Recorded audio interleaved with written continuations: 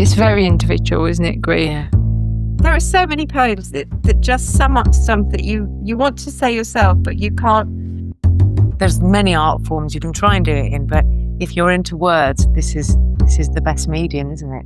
It's a dead center. Ooh, yeah.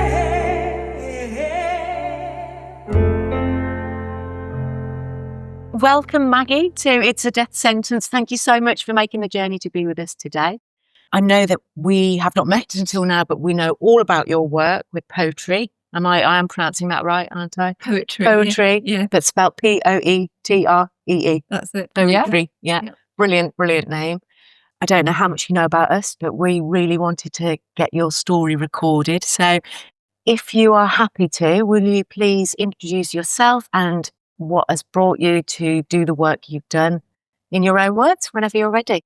Okay, my name's Maggie Parsons, and I started putting up a poetry outside my house in 2021, and that is really an example of, and I'll tell you why I started it. It was because my brother John died aged 53 of COVID in January 2021, and it was very distressing because he lived on his own, and obviously we weren't able to travel to go and to see people. He had COVID, and I wasn't able to get in touch with him.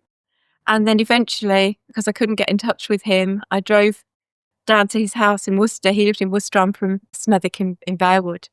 And I drove down to the house, and I couldn't get into the house, to the flat that he was in. I had to call the police. I couldn't get into his room. I couldn't open the door, and basically he died on his own. Distressing. It was horrible. It's the worst day of my life. I couldn't. When the police came out and told me that, it was so terrible, and just dreadful. He was only 53 years old. He lived in Worcester. I brought a picture of him with me. I'll show you. That's him. Oh, that's him on his 53rd. May I take a picture of that so that's we can his, put that's it on his the 53rd podcast? birthday. It's in Port Royal Park in Worcester. Gosh, he looks so young as well, doesn't he? And this is on his birthday. That the June before this happened. Do you remember we were able to go out? Yes. Yeah. We got this sort of thing, and I think sitting in this park, we felt my family had come through.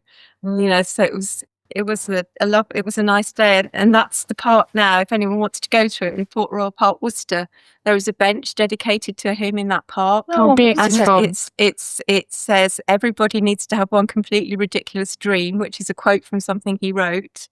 And also his favourite film was It's a Wonderful Life. So I've got everyone should have one ridiculous dream and It's a Wonderful Life, and then his details. And that's where I'd much rather have my brother than a bench. Absolutely. But it is the place where he used to go during lockdown.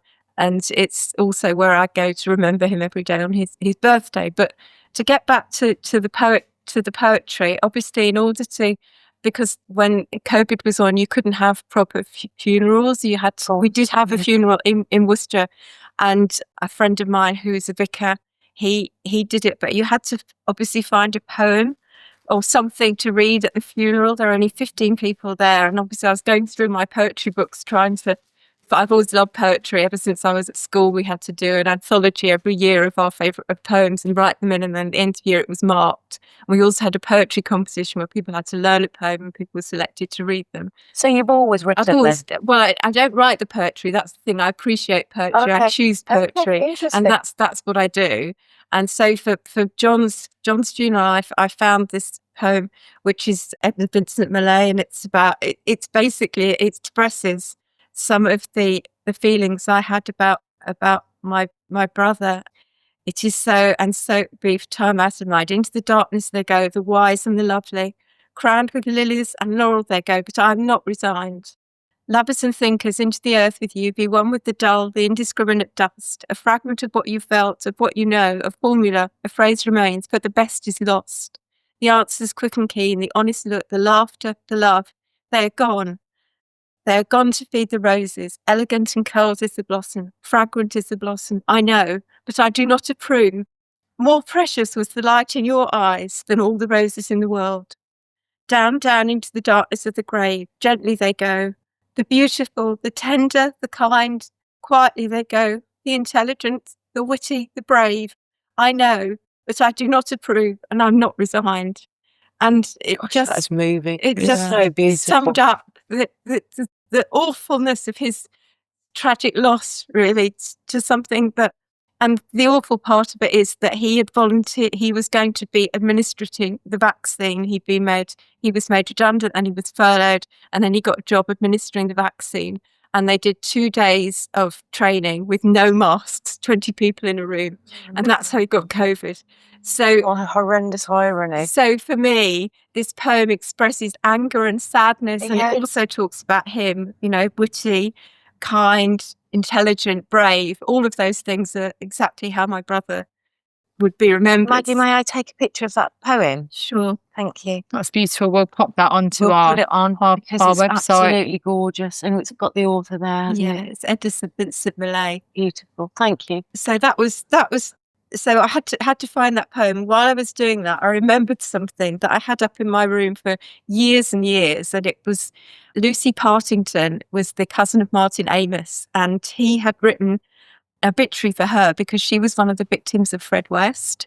And when he wrote the obituary, he included this poem, and this is the one that I cut that out and I put it out because I like. Is this the actual in your hand as well? This is what was actually on your tree. was it? Yeah, this one is it's a bit faded, but this is the poem. If we have trouble on the way, we'll remember that somewhere, bathed in light, a tree is waving a poem, and smiling will say, "We have to go on." Beautiful. Beautiful. And at this time, obviously, it was COVID. We couldn't go out. And every year in Bearwood, we have a front garden kind of competition. And I suddenly thought, that's what I'm going to do. I'm going to write out poems, and I'm going to put them on a tree on ribbons so that people can stand in front of the garden. I can show you the pictures of the house with the tree in it, but basically they're long ribbons. People can stand in front of the tree and read the poems. And for me, actually sitting down and writing them out was a great, finding them and choosing poems to read. Now, they're not all about death and dying, but they are all poems that I thought other people, and it's different poems every year. I've done it for 4 years now. They're up at the moment. How Wow. are they? Yeah, and Okay. people sometimes donate poems to me.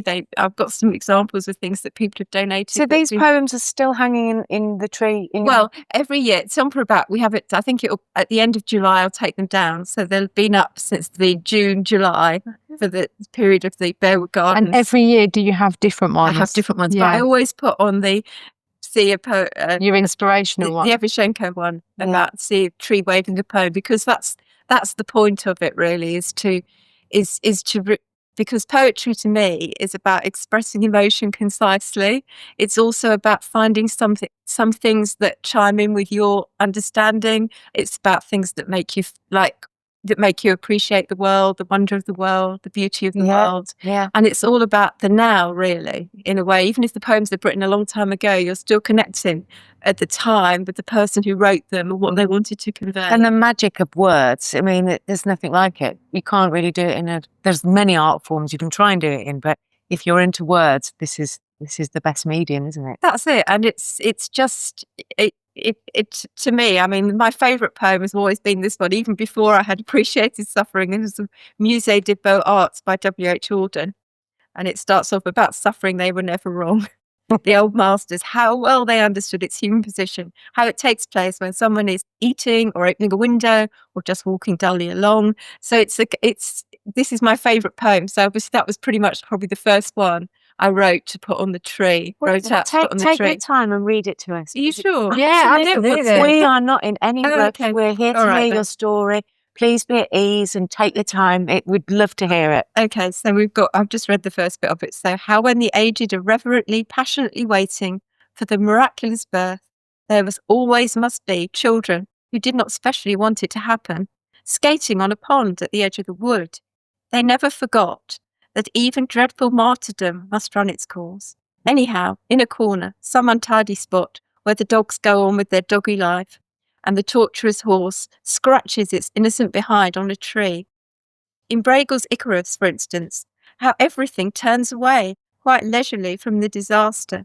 The ploughman may have heard the splash, the forsaken cry, but for him it was not an important failure. The sun shone, as it had to on the white legs, disappearing into the green water.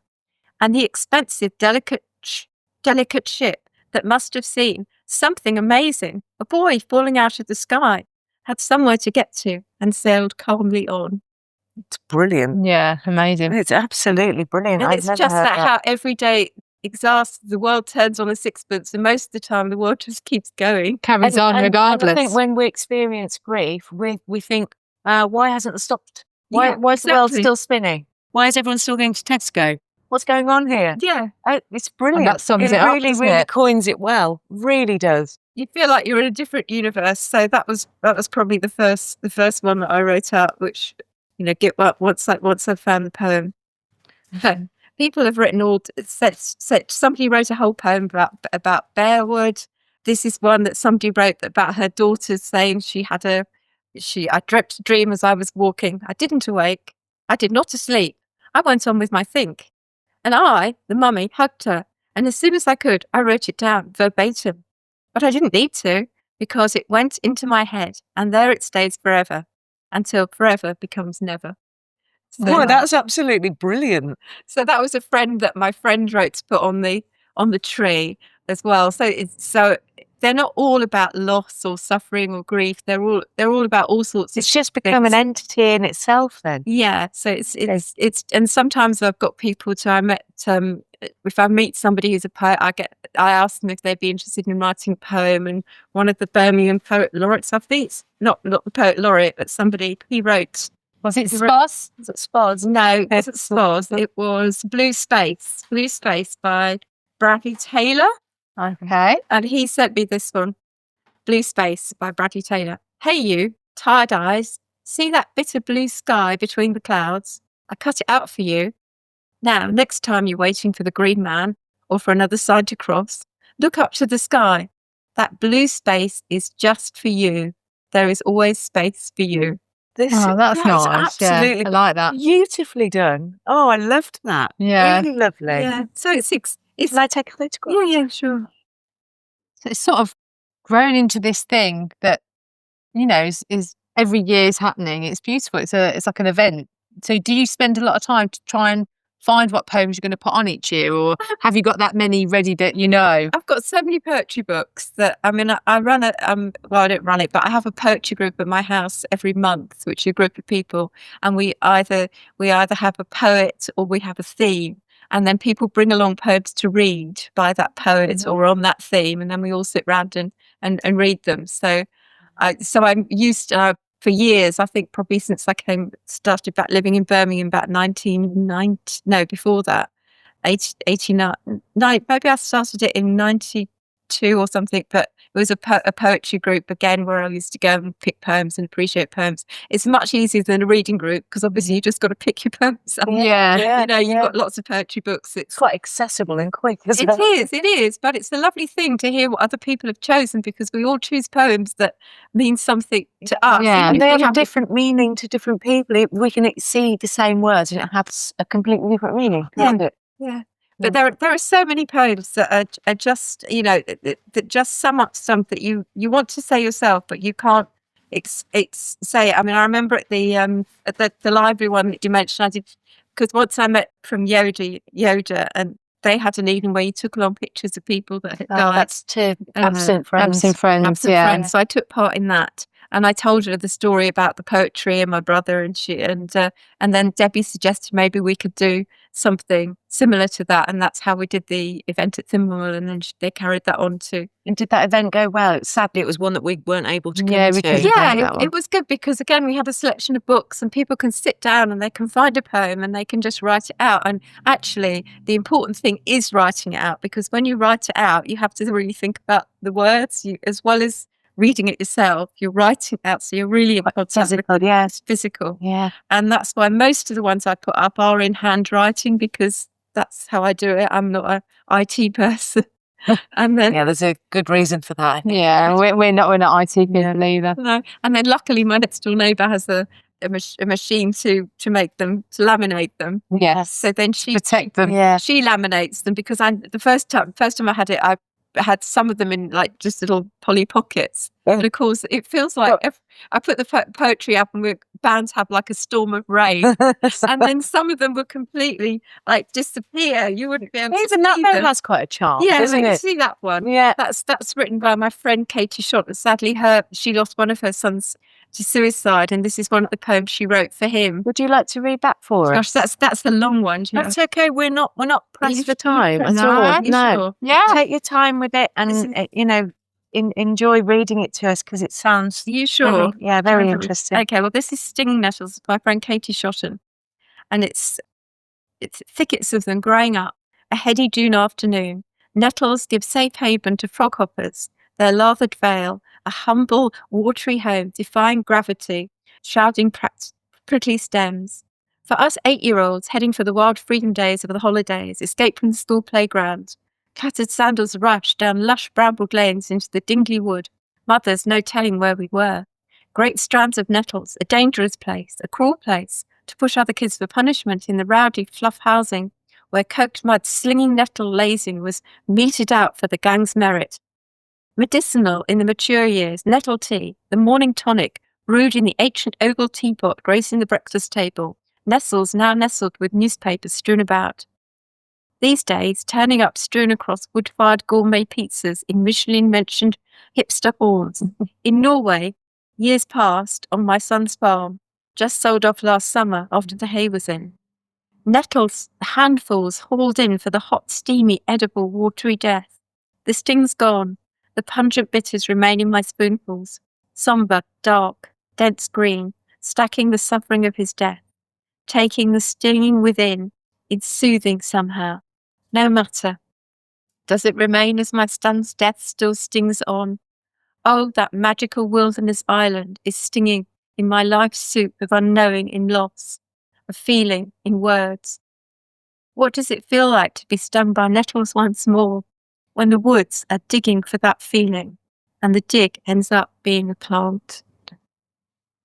That was absolutely incredible. Incredible. Aren't people so talented? Aren't they? And to keep that linear, keep that theme, that thread going Yeah. throughout like that. And to write about something so personal. Mm. And she lost her son to suicide, you said? Yeah, in a farm in Norway. Wow. What an That's incredible woman for writing that. Yeah, she's incredible. She lives in California now, but she's from Hull originally. Okay. And sorry, how did is she somebody you knew already? Or Yes, she's through the poetry? No, she's a great friend of mine because she and I worked together as community service volunteers in Aston. So that was in 1981. So we stayed in touch ever since then. And she knew about my poetry because I told her about the poetry, and she said she'd write this pen to remember her son Ben Shotton. So Absolutely. beautiful. That was Yeah. so moving. Absolutely brilliant. Like you said though, Carrie, aren't people incredible, the things that they're moved to do through grief? How the human brain decides, right, I need a method here, a coping method. Because we've met so many creative projects that have come from grief and loss. Yeah.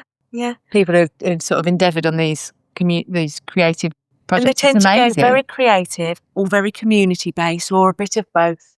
And I think people just seek solace in the arts and then in finding other like-minded people who are usually in grief themselves. It's And quite communication, like for me, communicating how you feel is not easy for a lot of people. And So culturally, we're not good at it. we're not good at it, and putting it into a poem can be almost succinct and sort of tell you what you want to feel. For instance, when I got married, my dad has got a really bad stammer and he didn't want to do a beach. So he wrote me a poem. Did he? And he had it printed and framed, and we had it on the table with our wedding cake, and I've got it in my house still. How So wonderful. yeah, so because he felt it would only make his stammer worse by trying to talk in front of all these people. He's quite disabled. He didn't want to do that. He didn't want to be on show. Yeah. So he said, "Can I write it down?" And I said, "Yeah, absolutely." That was absolutely So he wrote a poem about sort of losing his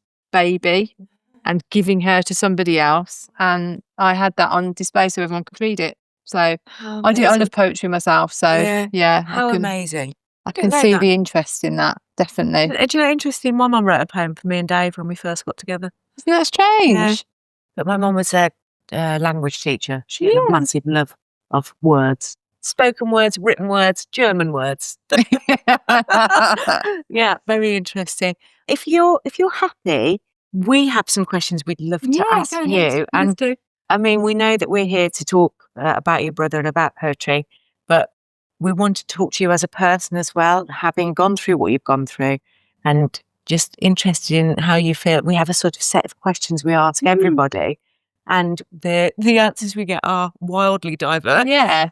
So there's no right or wrong. Are you happy? Yeah, of course. Yeah. So one of the things we ask everyone, and you said that obviously losing your brother and how traumatic it was one of the worst things that ever happened to you, which is totally understandable, and we can get on board with how that must have felt. What's the first thing you think about when you think about death? What's the first thing that comes to your mind? I suppose it's the people I've lost, because my husband died of cancer in August 2018. So I think of loss. My parents died. I just think of the people. I can virtually see them all. Yeah. You know, my parents died before they were 65. Wow, that's so young. And and then my husband had cancer, and then obviously, and John's felt the worst of all, because he couldn't. My husband had esophageal cancer, and he did everything he could to stay alive for as long as he could, in terms of having tubes, and he tried immunotherapy. He did lots of things to keep himself going, but John had no opportunity to do that. Yeah. And the circumstances of it were so terrible. So yeah, I guess I just think of people. Yeah. So it's very visual when you think of that. Yeah, it's lots of faces. And I think, you know, in my own house, I've got so many pictures up with people, and sometimes, so I'm aware of them only being present in photographs, but it's the only thing I have. And it's also better to keep them there. They own, or stuff that they owned or gave me or whatever. All of those things become really important to me. Absolutely. Yeah. Do you think that the poetry has sort of helped you deal with your grief? Did you use it maybe as a tool when you lost your husband and things like that, or did it just come about? I know you've always been into poetry. Did you ever use it then to help you get through things? Well, I think because I didn't have a poetry, but I think when my mum was dying of cancer, I was spending half my time in Birmingham, half my time in London, and that was where I started doing a poetry actual session in the extramural department of Birmingham University. So it was called The Ambiguity of Poetry, and that's how the first poetry group, once that finished, we decided we'd keep doing it because we love poetry. So I think, and my mum loved poetry, and she also did a thing where she could recite different poems. So there's the poem called The Inchcape Rock, which I always remember her telling me that her father used to recite to her when they were doing washing up. And there's a bit about it where you pull out the plug and the water zooms down it. And somehow all those things are kind of, and all the poems she used to like, the poems from A.A. Milne and Winnie the Pooh, and all of those sorts of things. So I think for me, it is important. I read it when my son was little. I started off reading him a poem every night. Oh, that's beautiful. And he likes poetry now. And there's one of the poems in here. We like this story. The mind has mountains, and how, you know, because it can sum up stuff that you're feeling if you haven't got the words yourself. And if you remember poetry, like you said, I had to learn it at school. It comes back for you, to give you strength or to give you something. We can't always, just if we actually wrote down the emotion we were feeling, it kind of doesn't do it the service. It doesn't do it the justice. Sometimes you read something and you think, that's exactly how I feel. How did they know that? Do you know what I mean? So, yeah. So, I mean, it's sort of been a theme throughout your life. Your mum was into poetry and you've been into it. And so, in a way, I mean, obviously your poetry helped you with your grief for your brother. And also then extended to everybody else. In the community through COVID. Incredible. Yeah, I mean, I have to say that I put up a lot of funny poems on this one as well. Somebody gave me this one, 40 Love. It's the middle-aged couple playing tennis. When the game ends and they go home, the net will still be between them. Let me take a picture of that. That's amazing. So they're also poems to make people like any emotion, really. I think, and a distraction. I suppose that's a big thing you need with grief and loss. Yeah. If it's you need something to concentrate on to distract you from it at the same time. And for me, it's always been available because I've got all these books at home and I've got the memories of poets. So and then I like to go and listen to new poets as well. Yeah. There was one I went to listen to at the can't remember where it was, but he was really good. He had this one poem again. He was talking about something. He said, "Memories not made," and that is a huge thing about loss: is that you miss what you haven't had. All the things that could have been. Memories not made. Isn't that a fantastic phrase? It's a brilliant phrase. Isn't it? It's really, really, because you can't coin it in any other way, can you? No, there's not. We don't have a word that does that. Yeah, that's perfect. Very interesting. What do you think happens when you die? Have you got any beliefs of what you think happens, or what do you personally I'll think? tell you what I want to think. This is what I remember thinking at the hospice after my mum had died, was I want it to be like at the end of the Narnia trilogies in the last book, The Last Battle. There's somewhere everybody is still existing in this other country. Yeah. That's what I'd like to believe. Like another realm. And that they're exactly as they were when you knew them but I mean, logically, I'd have to say I was completely agnostic about it. I have no idea. I want to be surprised. I want it to be a nice surprise, but I don't have I haven't got a definite thing. I've got an ideal thing, but no expectation. I'd say I mean, I want to be surprised. I want there to be something. But I think we all do as humans, don't we? Yeah.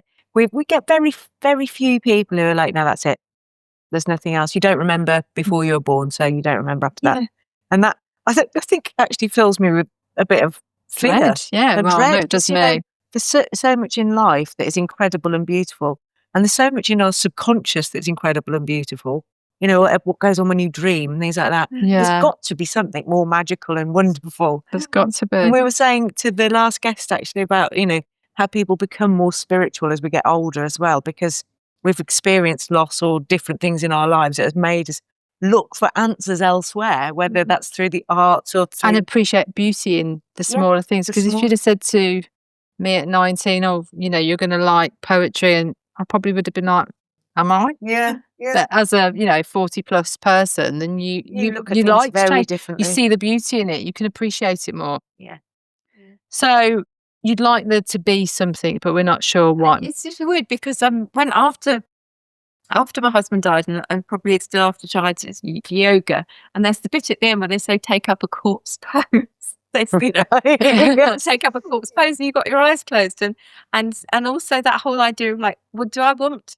I don't. I'm here now. I don't really want to be a corpse. Pretend. Is it the word though? Because when they use the Indian term for it, it's something vasanasana, something like that. It's not as offensive. It's not as offensive because it's the word, isn't it? When we think of corpse, it's not got a nice connotation in any way, has it? No. What they should say is, you've just done an hour's yoga. Have a lovely lie down. Relax with it. I know, but some sort of like the whole idea that enlightenment is actually virtually nothing. It's not It's not. And to me, that is kind of an interesting idea, given how much all the time we've got our thoughts racing around our heads. That's what you do when you try and control your breathing, is to try. And meditation is the same thing, isn't it? We're trying to cull some of it. But when you know people who are not there anymore, who don't even have the opportunity to do that, it's kind of hard to dissociate from it. Yeah, escape from it, and to feel.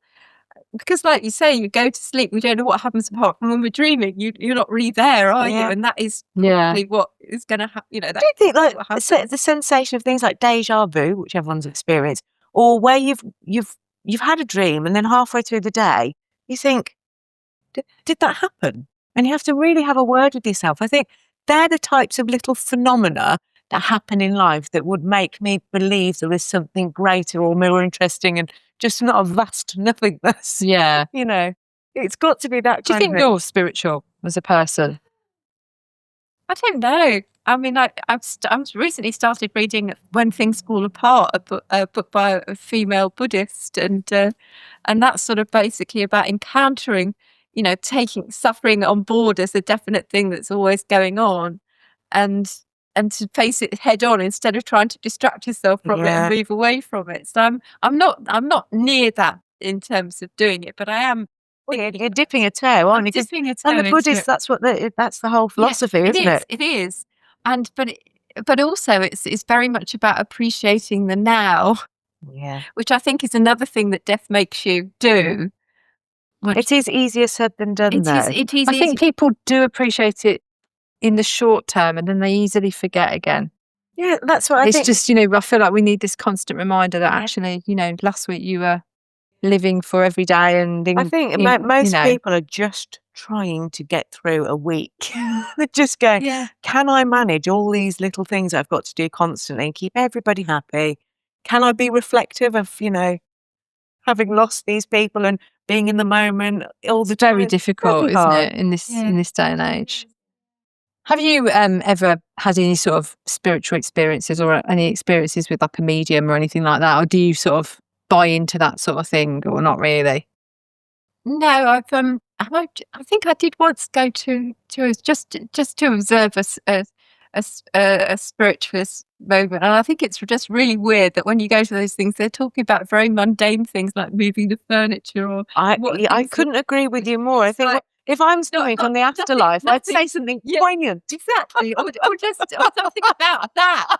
So I think I'm a bit skeptical. That was absolutely brilliantly put, Maggie. That was so brilliantly put. Why have they come to talk to me about the furniture? I couldn't care less about the furniture. Yeah. Tell me something real and significant and specific. They're the things I want. I think we get a real mixed bag when we talk about things like that, We because do. some people really, they buy into that, they wholeheartedly. And also they find a believe. comfort. Yeah, We mustn't and, forget that we all find comfort in different things. And I'm all for that. If you Yeah. find comfort in it and that you believe in it, that's fine. That's on you. It's better than hardcore drinking. Yeah, absolutely. Say some people. Yeah. I'm not sure how true that is.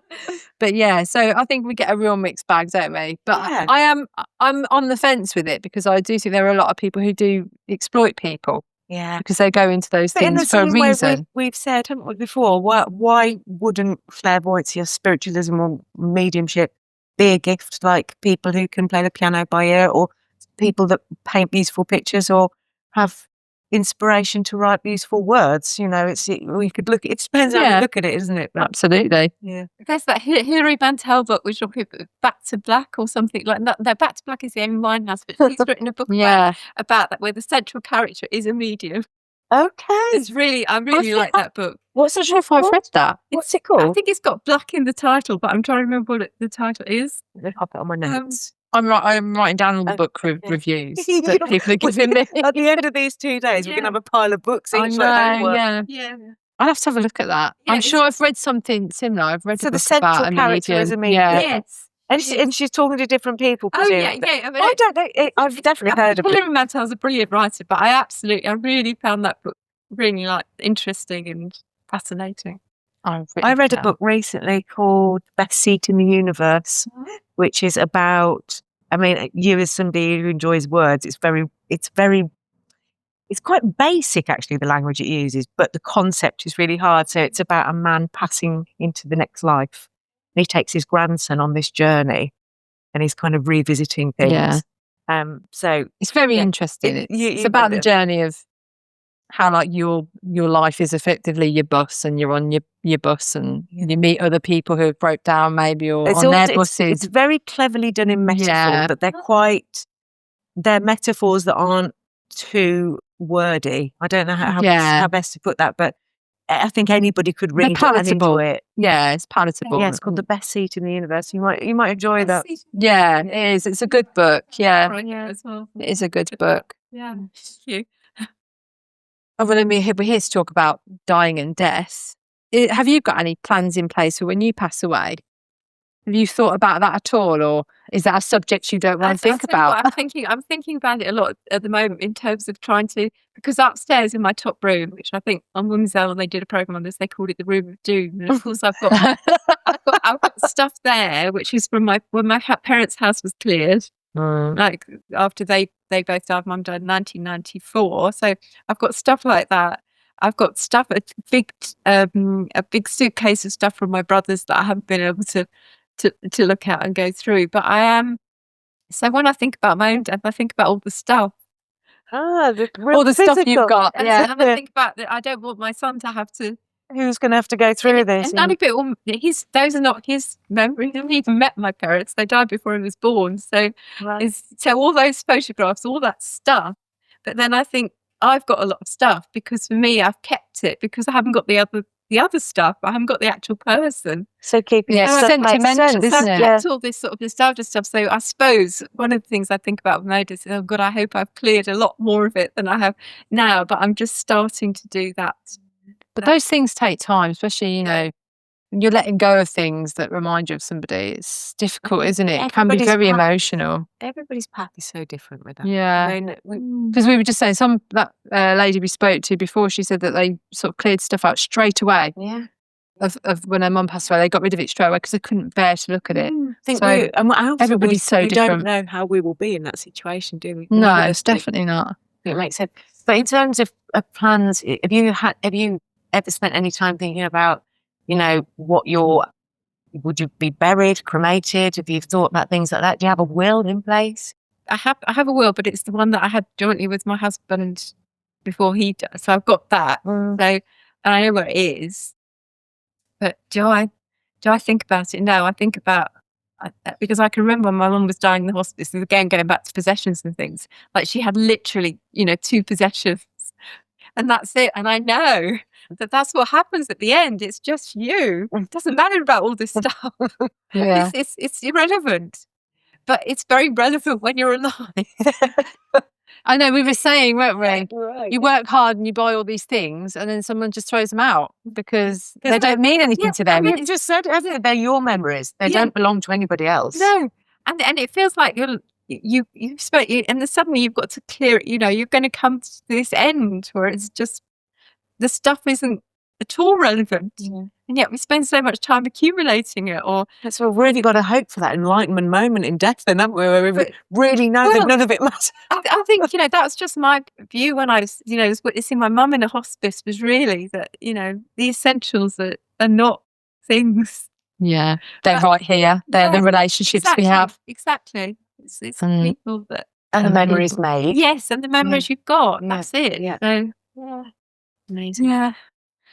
So buried or cremated? What was your brother? Was he cremated? My brother's cremated, and I still have his ashes in my front room because I don't know what to do. We're thinking about this, and because my parents died when we were much younger, I've never been, but I remember the terror of seeing my father's ashes in a pile. I couldn't believe it. So I'm very frightened about ashes, but at the same time, my husband's ashes are scattered somewhere where me and my son and his friends can go, and we can meet up there That's every nice. year on his birthday. Because that's the other thing, is that I prefer to celebrate people on their birthday rather than their. I couldn't agree with you more. Because it's about a celebration. I feel like the other days you have to attack the day and do something, but On that, and it's their day, isn't yeah, it? the It's their- birthday is nice because it is about life rather than the other thing. Yeah. So, yeah.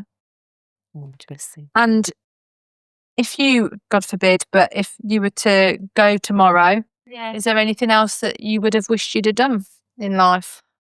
Anything crazy?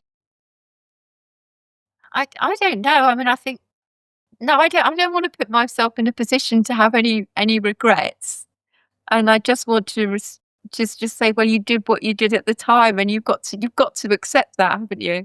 So I wouldn't want to be in a situation where I was doing that. I want to feel like I've tried to make the most of what I've got. That's lovely. Yeah. You seem like a very content, And very well-rounded person. Very Yeah. cheerful demeanour.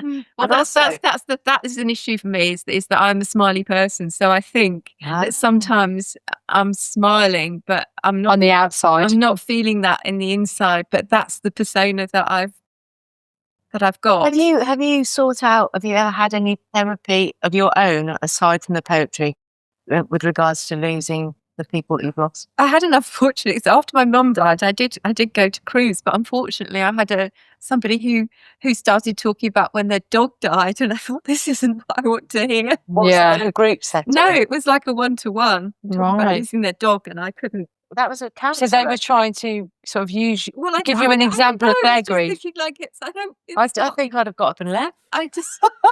It kind of put me off.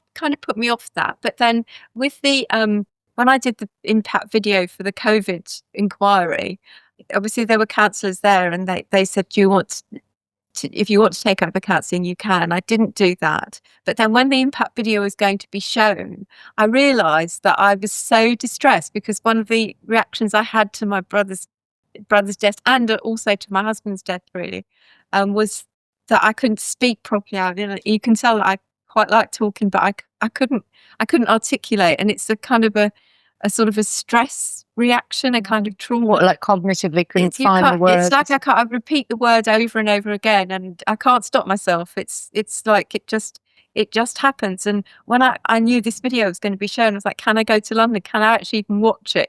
Can I even do that? And I thought I couldn't do it. So I talked to some friends about it, and I talked to my brother's best friend, and he said he would come to London with me to show it. And then I thought, actually, maybe it would be good to try and take on that counsellor. They've offered it; it's free. Yeah.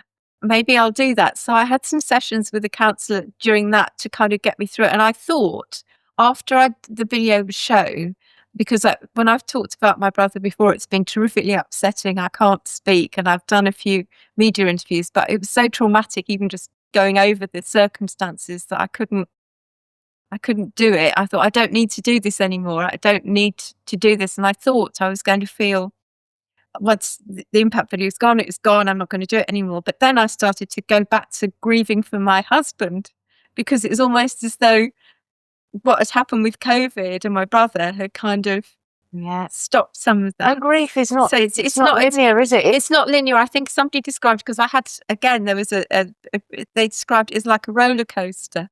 That it's not, and I totally disagree with there being stages of grief. I think that's all wrong. I think you've got to. It's going to affect everybody differently, and got to respect that, and not tell people they've got to move on, or they're at this stage, or this and this is going to happen. I really don't agree with that. It's very individual, isn't it, grief? Yeah. And I totally agree with you. I'm not expecting anyone. anyone. Think it has stages. I think that they come and go willy-nilly whenever they like. Yeah, and daily, multiple times. Really inopportune moments, like the supermarket. Yeah, definitely. Yeah, exactly. I agree. Yeah, I think you can have weeks and you're fine, or have several days and you're not fine. I had a strange experience 2 days ago. I thought, I've just a bit of loss. I'm a bit of a loss. I'll bring my mum. She's been dead for 10 years. And it came to me and it made me feel sick. I just thought, that thought still resides in my mind somewhere. It can't let it go. Yeah. And I think that those type of things, and then you go, it goes through the whole process of, if you just had a moment and you're all right, Yeah. But I think our minds can't reconcile it. So we find all these different ways to try and, whether it's poetry or art or song or whatever it is, humans are finding little outlets, aren't they, all of the time? Make sure we don't go mad. Yeah, or madder. Or than we madder. already are.